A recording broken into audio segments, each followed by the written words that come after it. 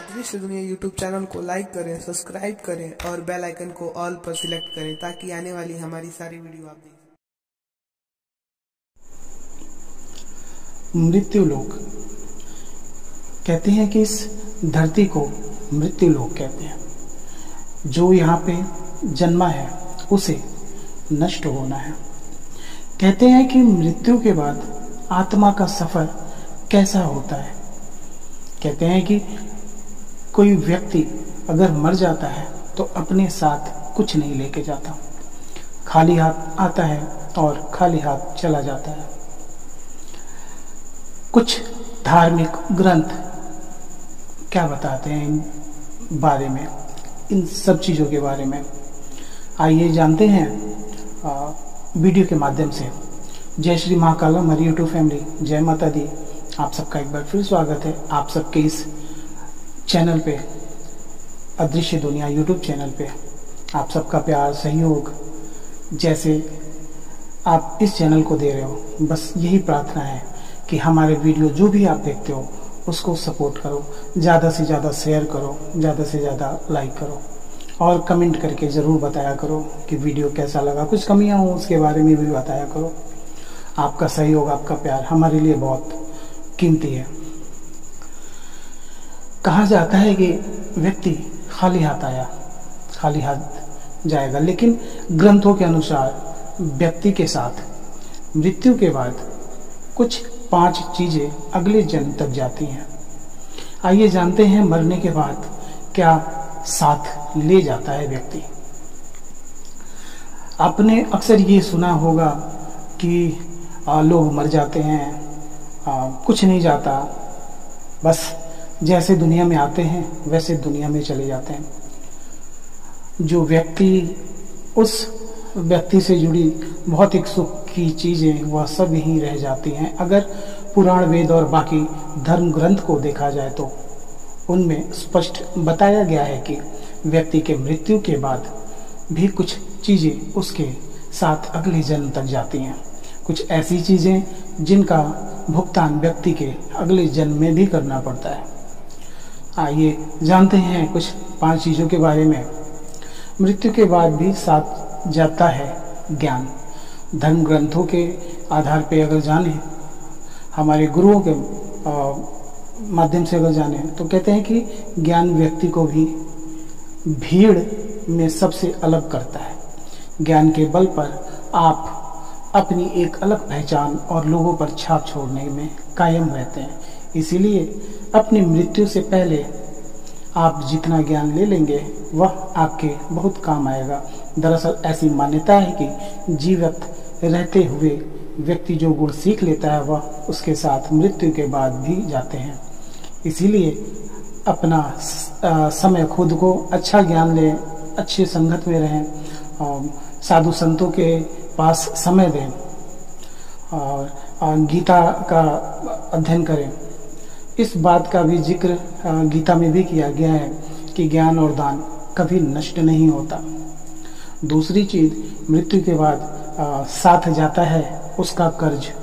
जो कर्ज धार्मिक ग्रंथों में बताया गया है कि कर्ज कभी भी व्यक्ति का पीछा नहीं छोड़ता। अगर किसी व्यक्ति ने आपका भला किया है तो उसका यह ऋण जैसा ही मौका मिले उतार देना चाहिए। अगर आप किसी का ऋण नहीं उतारते तो उसे जन्म जन्मांतर तक चुकाना पड़ता है, वह कर्ज उतारना पड़ता है। अगले जन्म में वह कर्ज किसी भी रूप में आपको चुकाना पड़ सकता है। साथ अगर आपने किसी को कर्ज दिया है और उस व्यक्ति की मृत्यु कर्ज चुकाने से पहले ही हो जाती है तो आपको भी बार बार जन्म लेना पड़ सकता है। इसीलिए ऐसे व्यक्ति को उसकी मृत्यु के साथ ही माफ कर देना चाहिए, आपके लिए उचित रहेगा। मृत्यु के बाद भी साथ जाती है वासना और मोह। ग्रंथों के अनुसार अगर किसी चीज को पाने की चाहत रखते हैं और वह चीज व्यक्ति को ना मिले तो मृत्यु के बाद भी उस चीज की वासना उसका पीछा नहीं छोड़ती।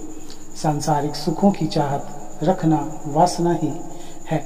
वासना को लेकर विष्णु पुराण में भी एक कथा भी मौजूद है। राजा भरत को अपने हिरण के बच्चे से बहुत प्यार था। उसी के बारे में सोचते हुए उन्होंने अपना प्राण त्याग दिए। अगले जन्म में राजा को खुद हिरण रूप में जन्म लेना पड़ा। इसीलिए कामना और वासना को अपने मन में ही हावी नहीं होने देना चाहिए। साथ ही किसी भी चीज को लेकर अधिक मोह माया नहीं होनी चाहिए। मृत्यु के बाद साथ जाते हैं आपके अच्छे कर्म।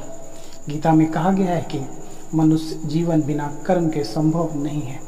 हर पल मनुष्य अच्छे बुरे कर्म करता है। मृत्यु समीप आने पर व्यक्ति के कर्मों द्वारा ही तय होता है कि उसे परलोक में सुख मिलेगा या दुख। इन्हीं के परिणाम से अगले जन्म में अच्छा बुरा फल प्राप्त होता है।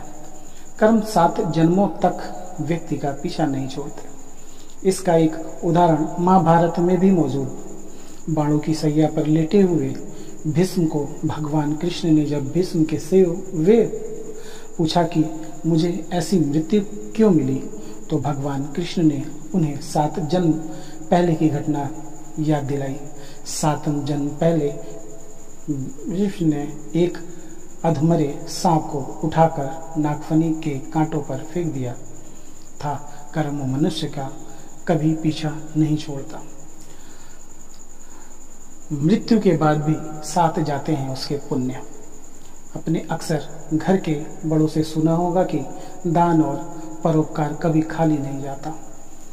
इसका जिक्र शास्त्रों में भी किया गया है। जीवन में अगर कोई अपरिचित व्यक्ति आपकी मदद करता है, इसका अर्थ है कि वह पिछले जन्म में आपके द्वारा किए गए दान और परोपकार को चुका रहा है। इसीलिए दान पुण्य करते रहना चाहिए। यह व्यक्ति की मृत्यु के बाद भी इसके साथ जाते हैं। ऐसी बहुत सी धार्मिक बातें जो हमें कहीं ना कहीं एहसास दिलाती हैं कि हम इस जीवन में क्या कर रहे हैं, क्या नहीं कर रहे हैं, क्या गलत कर रहे हैं, क्या सही कर रहे हैं। उसके आधार पे हमको ये चीज़ें करनी चाहिए, सहयोग करना चाहिए। बाकी कुछ गीता में भी लिखे हुए हैं जिनको हमें अध्ययन करना चाहिए, तो उससे हमें कुछ ना कुछ सीख मिलती है। तो जानकारियों की माने और धर्म ग्रंथों की माने तो ये 5 चीज़ें हमारे साथ जाती हैं। आपको वीडियो अगर अच्छा लगा हो तो लाइक करिएगा, कमेंट करके ज़रूर बताइएगा, हमें भी अच्छा लगेगा। और मैं एक बार फिर कहना चाहूँगा कि अगर हमारे जो भी वीडियो देखने वाले हैं, जिनको भी मेरा वीडियो अच्छा लगता है, या फिर हमारे भाई जो नए हैं, मेरा वीडियो सबको नहीं अच्छा लग सकता और हर तरह के लोग देखते हैं भाई। किन्हीं को हमारा वीडियो अच्छा लगेगा, लेकिन हो सकता है किसी को अच्छा भी ना लग रहा हो। मैं उनसे भी प्रार्थना करूंगा कि भाई आप एक लाइक और कमेंट करके ज़रूर बता दिया करें। और अगर आपके जानने में कभी कुछ ऐसी घटनाएं हुई हैं किसी के साथ, तो वो मुझसे ज़रूर साझा करें। हमें आपके द्वारा एक नया कंटेंट मिल जाएगा जो हम अपने चैनल पे दिखा सकेंगे।